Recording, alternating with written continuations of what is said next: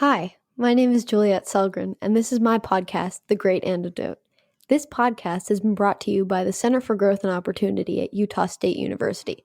To learn more, visit www.thecgo.org.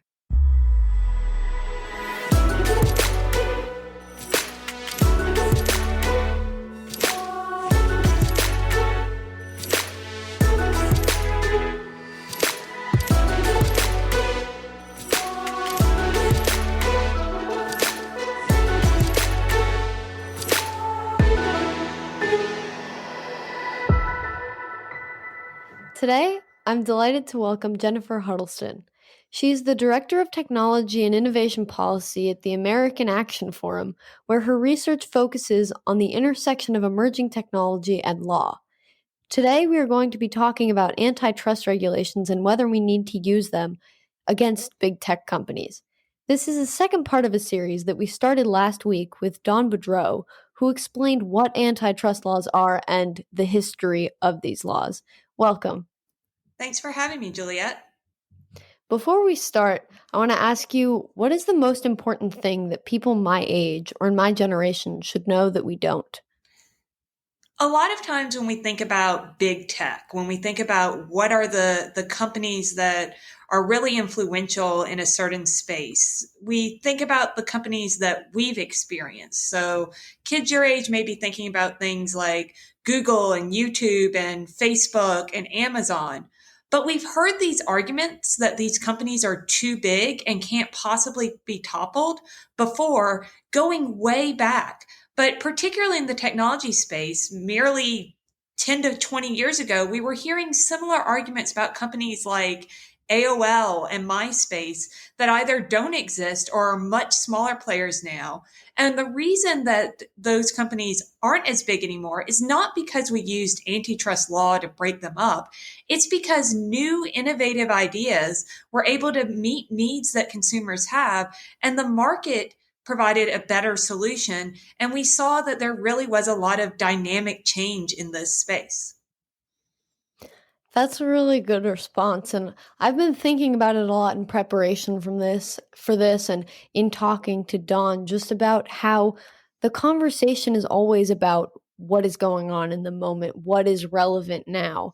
And it's kind of interesting, which we'll get into, is to think about, well, is it really a problem if you use it in your everyday life? But we'll get there. So I kind of want to start with talking about what the size problem is.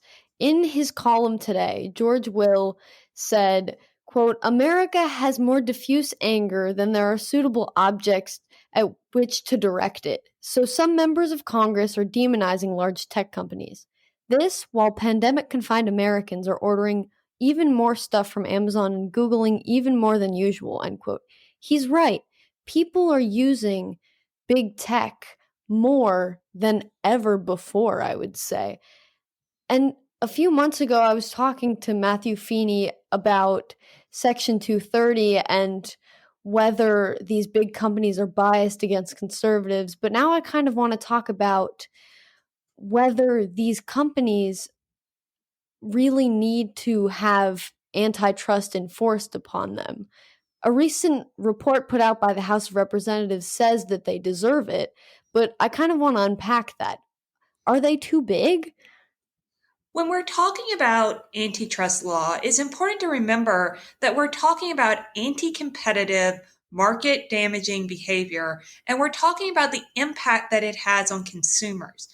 We've typically used a consumer welfare standard to look at are consumers being harmed by the behavior. Big in of itself does not mean that a company is bad. And in fact, we want to be concerned about calls that presume just a large and successful company is automatically a monopoly or automatically harmful to consumers. Because as that example that you pointed out in the beginning shows, a lot of consumers are finding benefits of the services provided. And we are also seeing in many cases that there are easily available alternatives to these companies so that they don't necessarily fall under those traditional monopoly definitions. So, for example, you can order something from Amazon, or you could order it from Walmart, or you could go to a local retailer and pick it up. And particularly during the pandemic, we've seen a lot of retailers get into new spaces that they might not have been in before. When it comes to a function like search, you may say that you're going to Google something, but you could just as easily use Bing or DuckDuckGo if you were particularly concerned about privacy, for example. So consumers actually are making choices, and oftentimes they're choosing these companies because they find value in that efficiency or because they enjoy the products and services that they provide.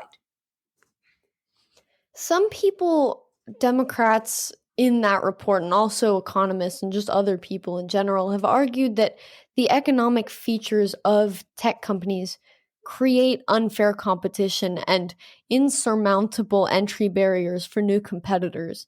Some of the examples we hear is that Facebook doesn't only own itself, but it owns WhatsApp and Instagram, and so it has a large market share.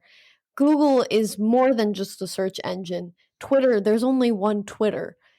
These people conclude that, quote, forward looking antitrust policy is needed to prevent market dominance and the continuation of market dominance from undermining consumers' welfare. I think it's worth noting that a lot of these services are free, but what do you think? Are consumers at risk of being abused? It's interesting that you point out that there's this question of, can the current antitrust laws handle the kind of current market that we're in? And I would go back to my answer to your first question about what should kids think about this. Less than a generation ago, we were seeing headlines that MySpace is a natural monopoly. And what changed? It wasn't that the government came in and used antitrust laws or even rewrote antitrust laws and changed the definition of the market and the standard to break up MySpace. It was that Facebook and Twitter and Instagram and TikTok came along and changed the nature of competition. So, for example, yes, Facebook may own Instagram, but when you look at what are the fastest growing social media platforms with kids your age, it's often TikTok or other platforms that may have just started to emerge. So what we're seeing is that the low barriers to entry in tech are still allowing a lot of dynamic competition. When you start looking at some of these other regulations that have been proposed or changes to the antitrust laws, we have to think not only what might this do to current players, but what might it do to the consumer experience in general? What might it do to the ability of consumers to use products that they currently find beneficial? And is the better solution to providing consumers with better products? In a lot of cases, it is allowing for a dynamic market. And that's part of why we need to continue to focus on this consumer welfare standard rather than switching to a presumption that big is bad and inherently harms consumers in some way.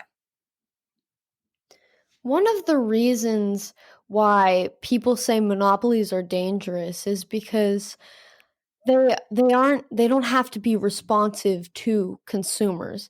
Is there any evidence that these big tech companies are unresponsive to consumers or are harming consumers in any way now?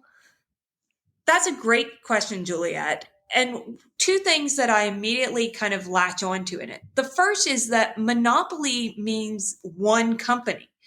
In big tech, we're typically talking about several companies that often compete with each other. We're talking about companies like Amazon and Google who may be competing, or Apple and Google who may be offering two different phone systems and competing with each other in very intense ways. Yet we're also seeing a lot of innovation, not only from these big companies themselves, but from small companies as well. We continue to see a large startup culture, both in terms of companies that may seek to improve existing products, as well as companies that are seeking to compete with these giants and provide even better solutions. At the same time, the existing giants can't just kind of rest on their laurels and are continuing to invest large amounts in research and development and are continuing to have to compete with new competitors in a wide range of services. So we aren't seeing that typical kind of stagnation that you would expect if these were truly monopolies. In a report for the Cato Institute, Ryan Bourne looks at the risk of antitrust regulation. He summarizes the warning of economist Joseph Schumpeter against using antitrust rules to protect consumers from monopolies. Bourne writes, quote, he recognized that the most important long-term competitive pressure comes from new products cannibalizing incumbent businesses through market product quality improvements. An antitrust policy that second guesses the future based on the present ignores this unpredictable margin of competition to the detriment of consumers. End quote. Can you explain what Bourne is talking about here and what the risks of using antitrust rules are in breaking up companies?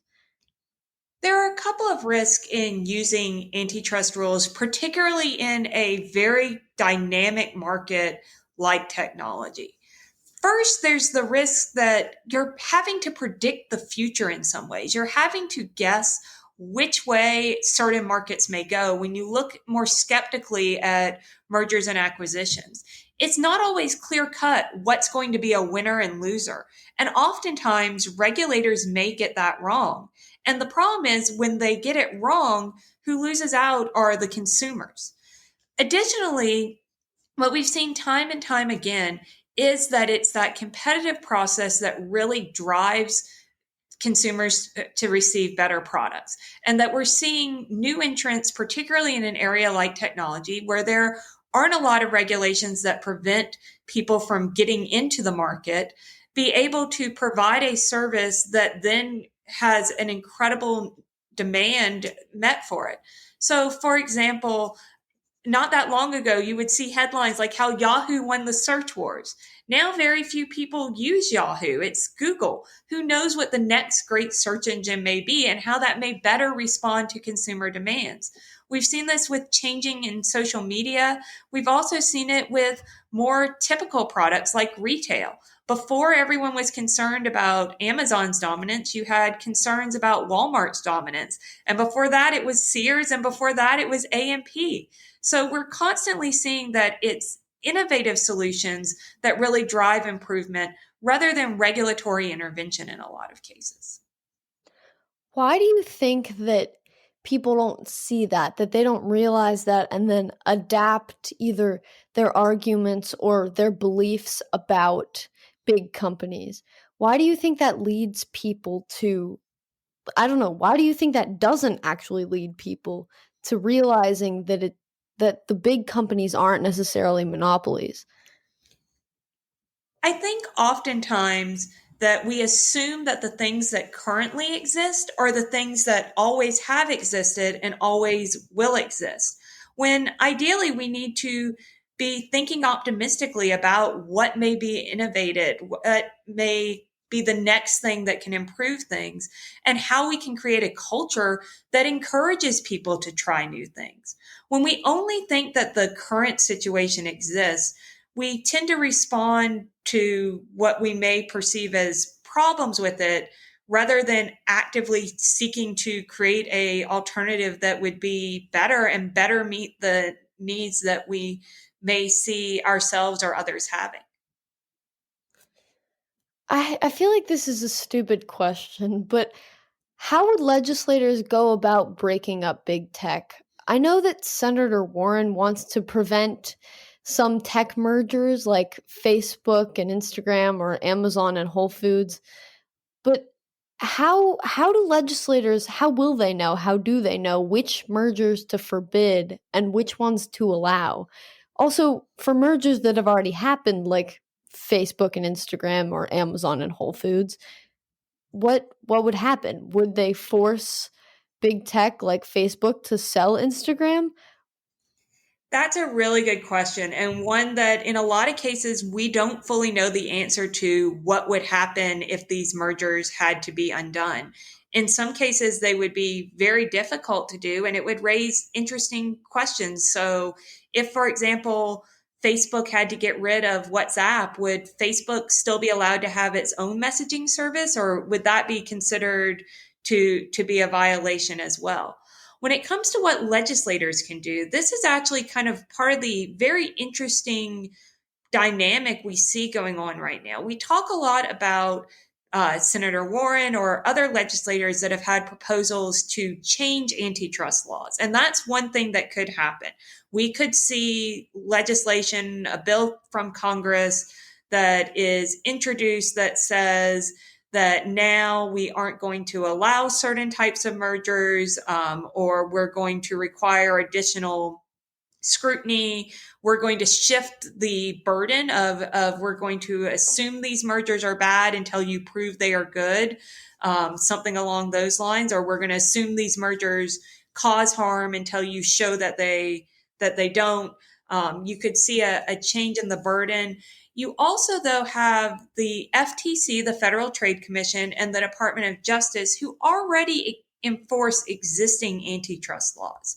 And there's been a lot of conversation about investigations that they have going on into several of the large tech companies and what might come out of those. So you could see if they have evidence under a traditional antitrust case that there is a harm to a consumer welfare standard, what that could look like. But there's a lot of concern that they could also come up with a creative legal case that doesn't follow these traditional norms and changes the way antitrust is enforced and raises greater questions, particularly if the court accepts a kind of very creative case and doesn't follow the traditional standards of antitrust. And the interesting issue in both those cases, whether it's legislation or it's the result of a bad court ruling, is while there are people that are concerned about big tech, antitrust doesn't just impact big tech. It impacts a wide range of industries and is a general kind of economic policy. So what you could see is that things like saying that you can't sell your own products as well as be a marketplace for other sellers doesn't just impact Amazon. That could also impact something like the Kirkland brand at Costco. You could see concerns about mergers and acquisitions, not only in the tech space, but in, say, the energy space as well. So it's important to realize that even though we're talking about this in the context of technology, as you talked about with Dawn, I'm sure this is a much bigger question, and the potential impact is much larger than just this one industry. I mean, it is just, I don't know. People always talk about it in the context of this. And while I understand that this is, and like big tech being this, that it's very relevant because it's probably the easiest to be identified of like, oh, big companies that we use every day.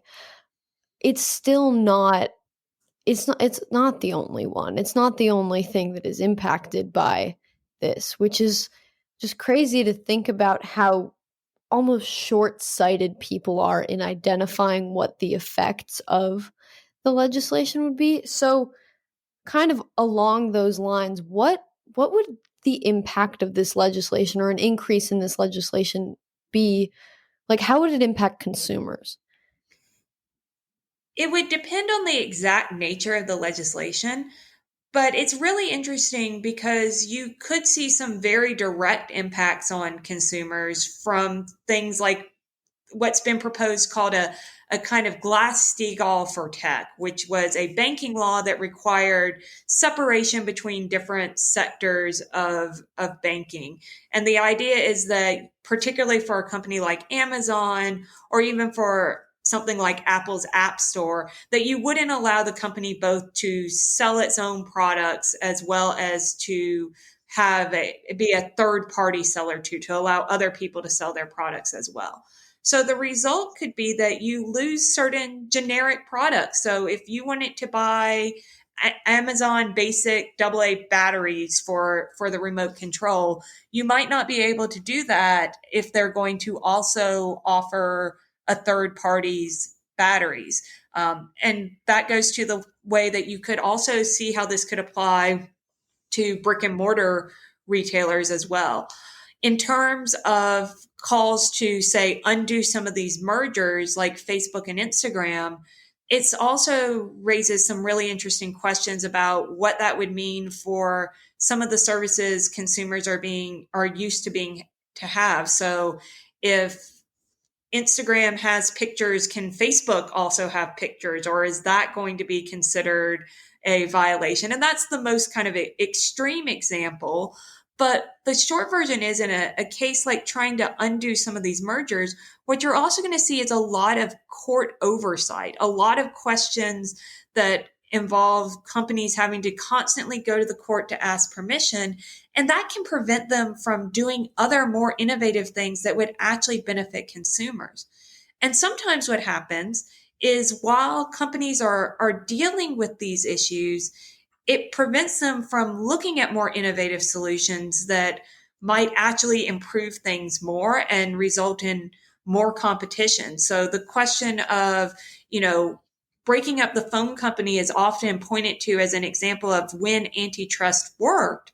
But none of us really think about who's your long distance provider. In fact, kids your age probably have never thought of that question of who's your long distance service provider. Because what it is it was actually the cell phones and the mobile phones and the rise of new technologies like voice over internet calling that really opened up that market to a wide range of competition. I know that Senator Warren has also talked about how she wants to pass legislation that requires platforms to be designated as, quote, platform utilities, and wants to break them apart from any participant on that platform. I, for one, have no idea what that means. So, could you explain what this means and kind of what that means for us in turn? A lot of that goes back to the idea of a platform shouldn't be able to be both a seller of products and provide an opportunity for others to sell. So some of that goes back to the idea that you don't want a platform. The argument people like Senator Warren usually make is that these platforms are abusing the data that they're getting to drive other people out of business. When in reality, there's not they don't have all the data necessary to know exactly what goes into a product. And we've long seen different retailers engage in making generic versions of popular products at a lower cost. If you go into any grocery store, you'll see the generic cereal next to the name brand cereal. And which one you pick may depend on whether you care a little more about how much money you spend, or if you think that the Lucky Charms actually taste better than the Walmart brand of it. It also, though, the concern about making it a utility is that that will then result in a lot more government regulation in general. That will allow a lot more government intervention into this market, similar to what we see in other utilities, things like electricity or things like sewer systems. So that's another reason to be concerned, is that part of what has allowed the technology to evolve so much and to be so beneficial to many of us is that these companies have been able to see a need and provide a solution without a lot of barriers to entry. If you think about the fact that, you can start this podcast at home, whereas if you were trying to start a radio show, how many different steps you would have to go through. To make something a utility is going to put up various barriers along the way and allow a lot more government regulation in the process. I can't stop thinking about how I really okay, I go to 7-Eleven a good amount with all my friends. And well, not all my friends because COVID and stuff, but um we go and they have this chocolate chip cookie ice cream sandwich, but they also have the Toll House brand. And the 7-Eleven brand is $1 cheaper and it's bigger, but it doesn't taste as good. So, depending on how I'm feeling on a particular day, I choose one or the other. I never really thought about how that little choice I have to make every day could be affected by legislation like this. It's the little things, people. I don't want that choice taken away from me. I don't know. That's just how I feel, and I just thought of that and I was like, "Whoa, And that would that's suck." and that's a great example too of how you might not necessarily think of the benefit of having that choice in the moment, but when you think of that choice going away, I think a lot of us are suddenly aware of those huge benefits that we are experiencing and how wrongly using antitrust laws, changing away from this focus on the consumer welfare standard, could actually harm consumers rather than help them. In an article that Medium recently wrote, it says that, quote, nearly half of all e commerce goes through Amazon. More than 70% of all internet referral traffic goes through sites owned or operated by Google or Facebook. As these companies have grown larger and more powerful, they've used their resources and control over the way we use internet to squash small businesses and innovation and substitute their own financial interests for the broader interests of the American people, end quote. What do you say to people like Warren and others who argue that small businesses are hurt by big tech? There are two things to think about with small businesses when it comes to how they both benefit from big tech and these questions about are these tech giants now big enough that they are monopolies. First are the statistics that you mentioned are largely in question. There were statistics mentioned about the percentage of retail traffic through Amazon in the House Judiciary Report that no one has really found a citation for.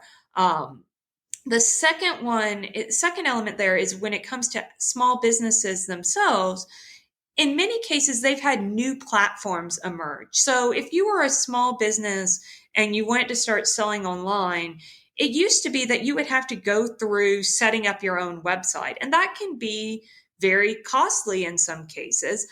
But there are people who want to do that for various reasons, and you can still do that. The advantage of having platforms now is in maybe you want to start selling bracelets online. You can go to Etsy and have a platform for that, or you can start offering your product through Amazon as well. When in the past you would have had not had that option at all. So in a lot of ways, these platforms have provided new opportunities for small businesses, in addition to still those small businesses having the opportunities to do their own retail options as well. It also, in some cases, is easier to offer a product online than it would have been to, say, get it picked up by a large retail store. So in the past, if you had wanted to expand, you would have had to kind of get your product potentially picked up or open a storefront even. Whereas now you can do a small business online at much lower cost and kind of try this out before deciding what the next steps might be. I had a small business online one time. I used Depop. I sold my old clothes. It was cool. But like, imagine if that didn't exist. Imagine if that wasn't possible. I don't know. I just feel like life is better for options like that. And I can really see how it will help people that are selling things, like smaller businesses. I feel like it uplifts like small businesses more than puts them down in any way. And I feel like using Google to then find it then also helps them. I don't know. I don't know. I mean, Well, and it's when you just think about things like advertising for small businesses in the past, if you had wanted to run an ad in your local area, somewhere like DC, where you and I are both based, that's a very expensive ad market to try and buy a billboard or to try and run a print ad or to try and get a television ad. Now you have an option of advertising online that's going to be much cheaper and in some cases may help you better reach your market of people that you're trying to reach. So if I was trying to reach high school students today, I wouldn't be looking at trying to advertise on a billboard. I would be looking at social media advertising or advertising online to try and reach those people. And I can do that at a much lower cost than I could have previously when you just had more traditional ad mediums. I haven't read the House report from last week on big tech, but I assume it contains policy similar to the policies where you're not allowed to sell if you are also letting third party sellers sell and like stuff that we mentioned before. Is there anything specific we should know that came out of that report? What's really interesting about that report is what it signals, which is that report gave a lot of really broad policy recommendations and really was what various senators and representatives have been calling for in terms of a complete rewrite of the antitrust laws. These are not just little tweaks to existing standards. This would be basically completely redoing the current system that we have. And that could have a lot broader impact than just on technology. So it includes things like, separation between being a seller and a platform. It includes much more scrutiny on mergers. There are a lot of things there. It also calls for overturning several Supreme Court cases regarding antitrust. So there's a lot of changes there that would make this use of this law very different than it is today. So that's the Democrats. I know that the Republicans, like Ted Cruz and Josh Hawley, are also upset about big tech. What's their beef with big tech? One of the interesting things about the current debates over big tech is we've started to see calls to use antitrust law for things that aren't competition issues. And this happens on both sides. But a lot of times, conservative complaints with regards to big tech have to do with online content and feeling that conservatives are being silenced by the current big platforms, or have to do with concerns that about the content that is on those platforms as well, or what was taken down or left up. Using antitrust laws to solve other policy problems, whether it's content moderation or data privacy, is not a good idea for two reasons. First off, it opens up the use of this incredibly powerful tool for any number of policy purposes. So if you think that the Republicans are right now, then you have to kind of step back and ask yourself, would you want the Democrats to also be able to use this tool to go after whatever policy they thought needed to be achieved by going after an unpopular company? On the other hand, if you're skeptical of the Republicans using this tool for more political purposes, then you should also be skeptical if Democrats want to use it for political purposes rather than actual competition arguments. With concerns like online content and data privacy, it's really interesting to think about what breaking up big tech could do to this. So when we're talking about these things, usually Facebook, because it is a social media platform, so we think about online content moderation and privacy a bit more in those contexts, is an easy example to point to.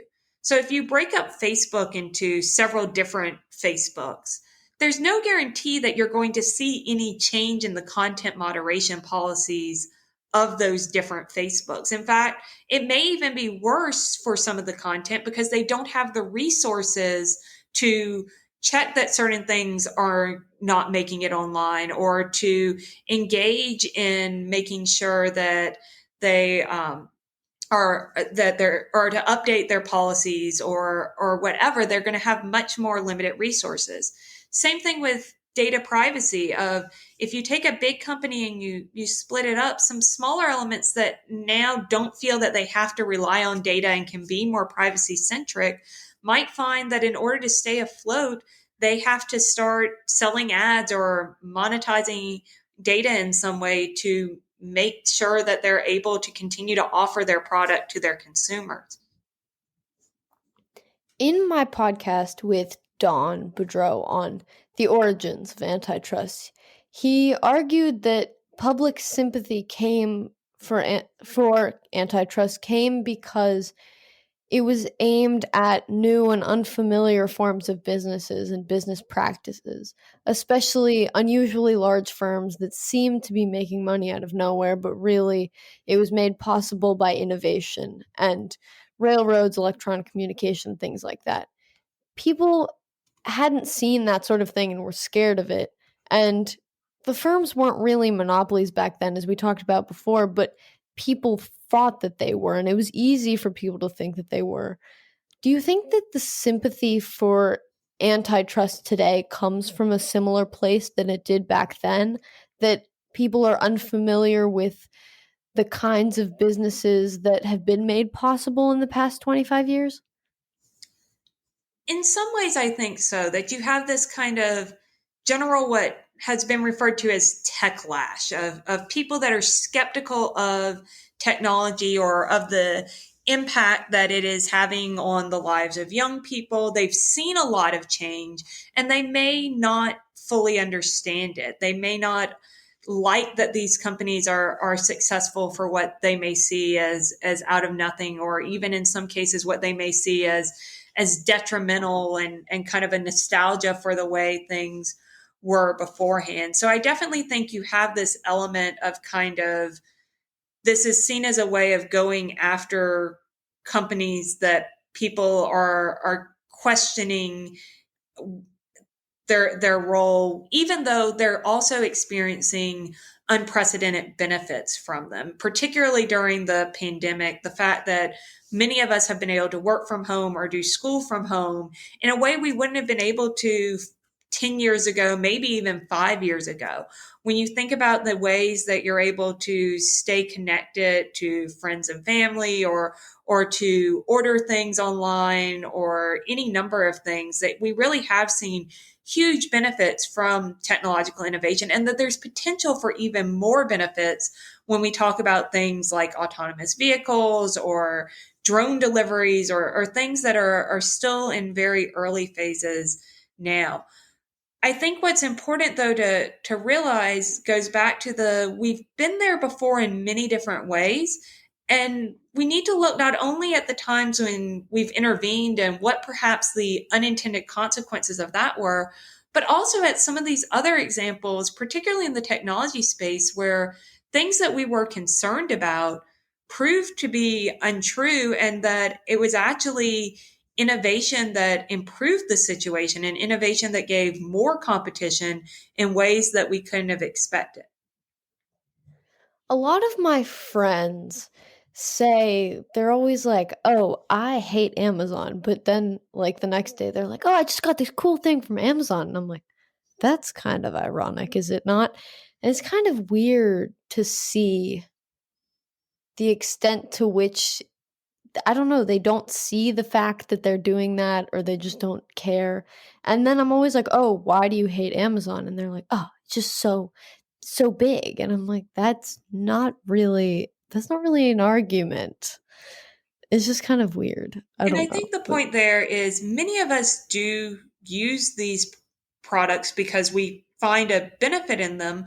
But even if you didn't want to use Amazon, there are still plenty of options out there for you to find the same or similar products. There are other ways to get a similar service, and it may be that one of your friends decided that they had a better way of doing this. And what we want is to continue to allow very easy market entry in this space, because it is a ever changing market. and I feel like putting more legislation, especially antitrust legislation, would kind of make it more difficult, because what if you came up with a business idea that was new and efficient, but somehow there was already legislation blocking it? I just feel like it would make it more difficult than, I don't know, than not. And I don't know, are you worried at all about the future of innovation if anything like this goes through? I would worry about the impact that regulation or unnecessary intervention could have in the future, for two reasons. The first is if we break up companies just because they're big and successful, well, that could deter people from trying to become big and successful in this space and make them not as excited or not as innovative in the future. It also, though, could mean that we don't ever see what that next great thing is as a result. Now, if these companies are actually violating law, then that's a different situation. But we need to keep those existing antitrust standards in mind and not presume that just big and successful automatically equals bad. Regulation is also concerning because oftentimes large companies can afford to comply with regulations. They have legal teams, they have the resources where it may take away from their own innovative capabilities, but they can afford to comply with them. Small companies just getting started might not have those resources to be able to get off the ground if there are additional regulations. Additionally, in both those cases, whether it's breaking up successful companies on the grounds that their success alone made them too big, or putting additional regulations on an industry, you may see that people get more cautious in terms of they feel like they need to ask permission before they start in an industry or before they start their product on the market. And that could prevent us from receiving some great ideas that instead get bogged down in red tape and either never come to fruition or people decide not to pursue them because they don't want to go through the burden of having to go to the government and go through all the steps rather than just provide the product and service that they feel is needed. What is one thing you believed at one time in your life that you later changed your position on, and why? This is a really tough question um, because I think that ideally you're constantly kind of refining your positions based on new information you may encounter.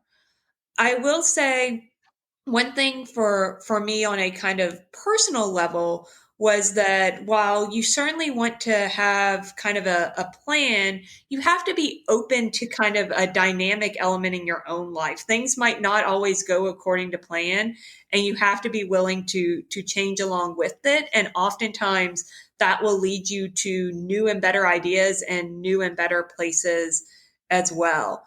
In terms of particular policy areas, I think that for me, one of the things that I have seen the most growth in my own understanding of is really the harmful effects that um, occupational licensure can have and how that can really be a barrier and how extensive it can be. It was something that I hadn't really encountered until I started to read other people's work on it and had just always assumed that, the role of the government is to keep people safe. So if they say that an occupation needs to be licensed, clearly there had to be a reason for that. And then when you start to find out things like in some states, interior designers have to be licensed, or that the Louisiana florist exam has a passage rate lower or the same as the Louisiana bar, you start to question whether or not those are truly well intentioned or if they are things that are set up as a result of regulatory capture and to keep new players out of the industry. And so that's certainly something that I think of in this space is I want to make sure that we're not erecting barriers to technological innovation that could prevent new entrants from providing a great service to consumers. I think that's a great response. I mean, I kind of thought how could having like requirements to be like an electrician or something, how could that be bad? But then you see people at home trying to fix their own stuff and then getting like electrocuted and you're like, why did you do that? Oh, well, it's too expensive to hire an electrician. And then you're like, oh, Well, so that's not good. Why is it so expensive? You ask the electrician. Well, you don't always actually, but some people have. Right. And you read about this and you're like, oh, it's because it costs so much to get licensed. Or because there was no check because no one else could become an electrician or something like that. And it just, I don't know. That is the sort of stuff that hurts the consumer. And I mean, you're right. I hope nothing like that happens to big tech that kind of squashes competition, but also innovation in the future. Thank you so much for being on my podcast. I feel like I learned so much about big tech and everything that's happening now in regards to antitrust, and I learned some things that I was very confused about. So, thank you so much. I hope and I know that my listeners will learn a lot also. Thank you for having me. Yeah, of course.